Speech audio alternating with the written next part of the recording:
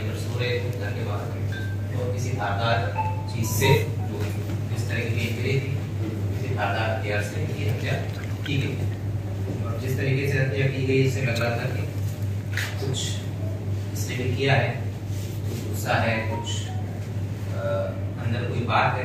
Multiple injury 31 जुलाई की सुबह हमारे पास ये सूचना आई कि मनरेगा थाना क्षेत्र में बजावा गांव में एक बुजुर्ग दंपत्ति की काफ़ी निर्मम तरीके से किसी धारदार हथियार से हत्या कर दी गई। जिस तरीके की घटना थी और जिस तरीके से हत्या कार्य किया गया था उसकी गंभीरता को देखते हुए पूरे जिले लेवल की एक हमने स्पेशल टीम का गठन किया जिसमें करीब 35 लोग थे। ये 35 लोगों को अलग अलग टीमों में डिवाइड किया, सबका अपना काम दिया गया और पिछले 5 दिनों से यह प्रयास कर रहे थे। करीब 200 से ज़्यादा लोगों से पूछताछ की इन्होंने, 160 से ज़्यादा CCTV फुटेज खंगाले गए। साथ ही साथ जो तकनीकी जो विश्लेषण करते हैं, चाहे वो CDR हो, BDS हो, टावर डंप एनालिसिस, वो सारा चीज़ कर रहे थे।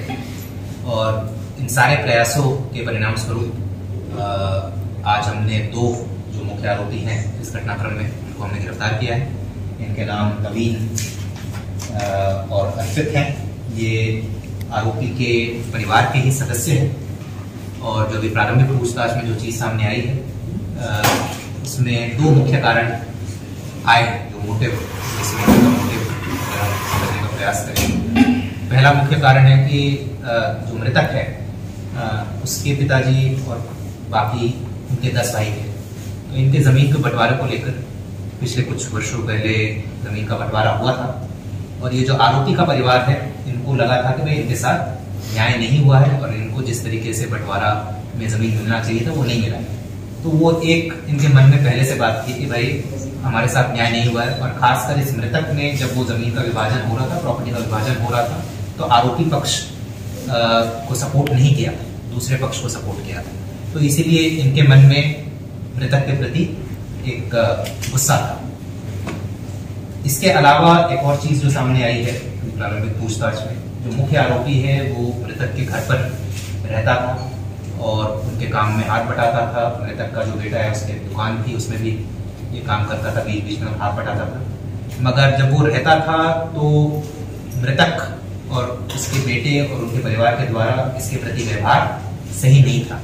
बहुत बार इसे धुतकार दिया जाता था, ऐसी बेइज्जती करते थे, इसे नीचा दिखाया जाता था, जिसकी वजह से इसके मन में एक अंदर से काफी नफरत पैदा हो गई मृतक और उसके परिवार के प्रति।